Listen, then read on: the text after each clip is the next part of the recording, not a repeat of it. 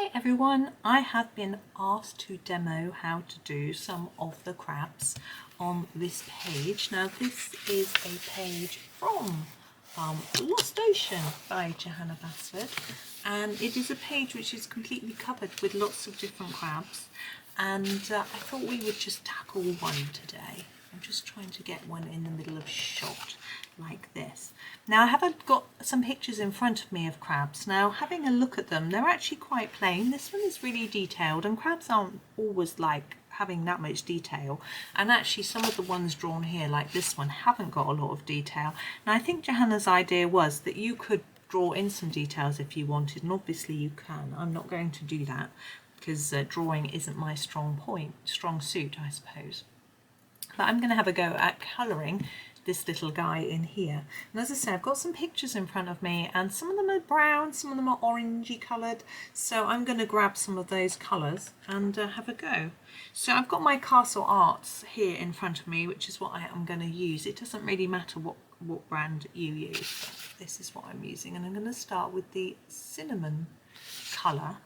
And I'm actually going to start on the legs, and what's this? The arm? I don't know. And I'm just going to do a light layer of cinnamon over the whole crab. Now I realise it's quite difficult sometimes to achieve a light layer. So my tip would be to hold the pencil a little bit further down towards the end rather than towards the lead end. Hold it further away. I'm actually not doing that, but that helps massively. Go slowly. The slower you go, the easier it is to control. Use the lead on its side and have it a bit blunter. A really sharp lead will push down into the paper and leave behind a lot of colour. And that's really worth knowing. It's a bit scratchy there. Because if you do want a lot of colour, then sharpening is really useful. But if you want something a bit more gentle, then leave it a bit blunter. Obviously you've got to get the balance right, because most of us like to try and stay within the lines, and so if it's too blunt that makes it more difficult. But you know, I'm not particularly accurate at that, so I don't get too het up about it, but obviously I want to try to have some accuracy. So I have just done, as you can see, a fairly gentle layer. And I'm going to do the same on this side. Just checking what you can see, and you can see it, so that's always useful. So my pencil, as you can see, is fairly blunt. I wouldn't normally have one this blunt. I would normally sharpen it a bit more. But at this stage, that is what I'm looking for. Now I've got some photos of crabs on my screen, which is right in front of me, to sort of guide me. I often find that's useful. Whatever you're colouring, if you want it to look a little realistic, then a photo is good. If you've got an amazing imagination, then don't worry. Do it however you wish. But I just like, it gives me a bit of confidence, let's say. Okay, there are all our legs done, and I'm now going to sharpen my pencil because I want to put in some darker areas. I'm going to zoom in a little more because I'm quite far away, and you'll be able to see now a little bit more. It looks a bit blurred. There we go. A little bit more closely as to what I'm doing. So where the leg touches the body here, I want that to be darker. So I'm going to start going over that bit with some more layers of colour. Okay, and I'm going to do that on every one. So I'm doing a lot here. In fact, I haven't coloured right up to the end there. So a lot at this end, lots of layers, and a bit less as we go down the leg. Leg? Don't know. And here, you see we've got quite a wobbly line for where it hits the body. Make sure you taper that colour off, because we want to, here, this bit is going to be shadowing here, so we need a bit of dark colour here. So we need some contrast between these two sides. Okay, we'll do the bottom ones as well, because you'll be able to see. So it's the same thing with these. I like to keep it symmetrical. Now for background on this page, there are lots of options obviously. You could make it look like a seabed and do it sort of goldy yellow like sand. And then I did a page in my original Lost Ocean. This is my second copy. So here where this hits here, I think the shadow's going to be there, so that bit's going to be darker. And the same here. So in my original Lost Ocean, in one of the, I think it was the shell page actually, I did a sort of sandy base, so I did a yellow all over, browny yellow, like a Naples yellow, that sort of thing. And then, just going to in that a bit darker. And then I did dots. So I got some pens, I think they were fine liners, in brown and oranges, and I did dots all over to make it look a bit more sandy. And I included some dots of gold, which look quite cool. It doesn't come up when you take a picture. Gold never shows up particularly well. So if you want to show somebody else your picture, your idea on Instagram or Pinterest or whatever, it's not going to show up, but you'll know it's there. Okay, so that one I've done a bit darker here, but I'm going to do that one darker here. I'm just trying to work out where I think it would be darker and where there would be more shadow. You may not agree. That's up to you. Your picture. There we go. So there are those. Now I'm only going to do the one crab on this page because it's going to take me some time. I'm going to repeat what I did on the other side while I chatted to you.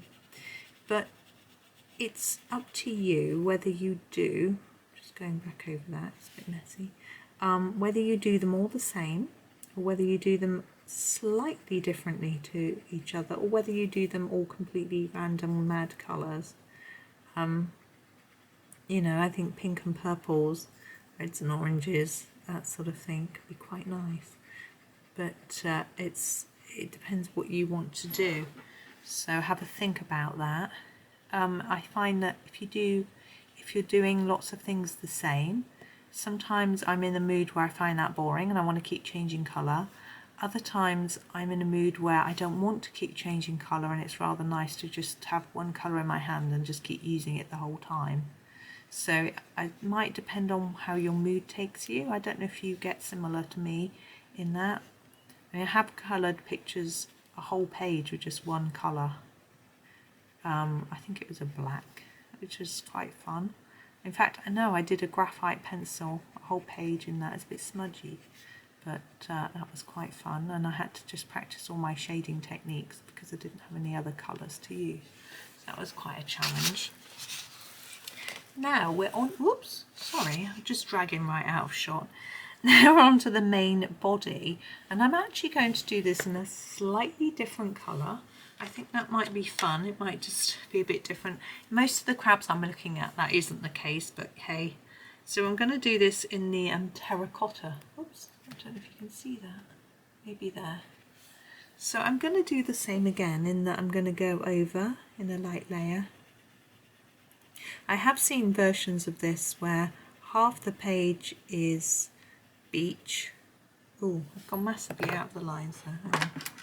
Where half the page is beach, I wasn't paying attention, and half the page is sand, and there's a sort of sea line across done in gel pen. It's really very pretty. I think there's a tutorial online on how to do that. I can't remember who it is though, which is so useful.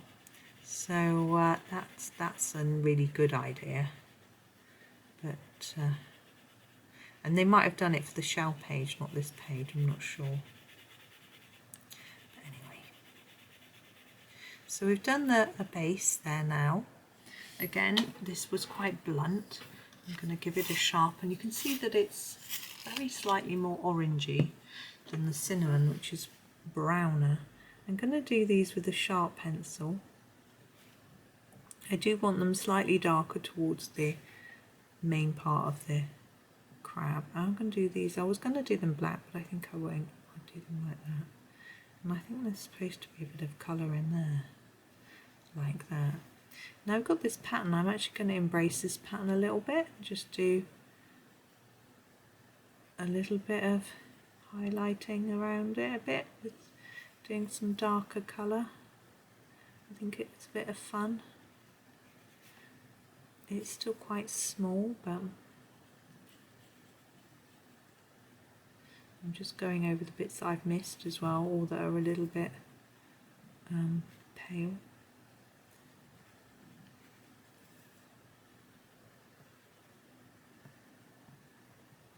Looks like it's got fur. I'm not familiar with crabs, but I'm not sure they have fur. I don't know. So I'm just going to go over that bit. You don't have to do this. You could highlight the bit in the middle, or you could just ignore it like we did on the legs. It's completely up to you. So there is our crab. Let me just zoom out a little bit so we can see all of him. You can see that he is symmetrical and he's in a couple of different colours. So there he is. What I'll probably do on this page is I probably won't come back to it for ages, and because I've got a lot of other things that I want to be doing at the minute. But when I come back to Lost Ocean, I will stick a note in this. Oh, sorry, I put my brush down rather loudly.